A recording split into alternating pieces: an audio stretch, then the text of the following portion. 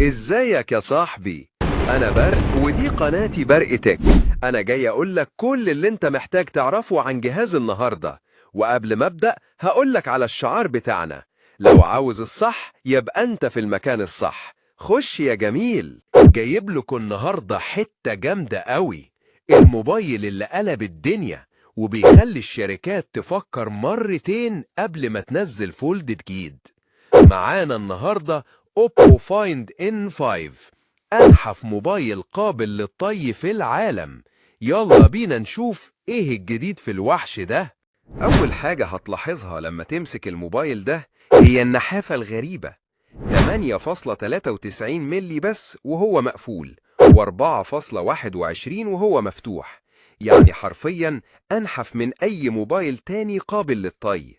الشاشة الخارجية 6.12 بوصة فول اتش دي بلس اموليد، اما الداخلية 8.12 بوصة 2K اموليد، وكل واحدة فيهم بتدعم 120 هرتز، والإضاءة بتوصل ل 2100 شمعة. يعني حتى تحت الشمس هتشوف كل حاجة بوضوح. والأجمد من كده، الخط اللي في النص الكريس شبه مش موجود. الهنج مصنوع من التيتانيوم ومصمم انه يستحمل اكتر من 100 ألف مرة طي. الموبايل ده مش بس شكله حلو، ده كمان جواه وحش. معالج سناب دراجون 8 إليت، و16 جيجا رام، و512 جيجا مساحة داخلية.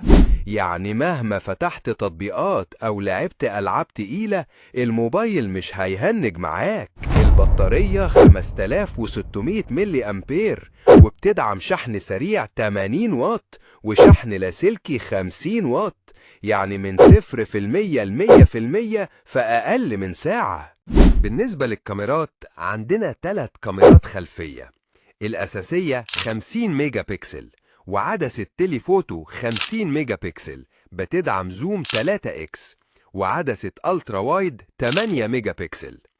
الكاميرا الأمامية 8 ميجا بكسل وموجودة في فتحة صغيرة في الشاشة.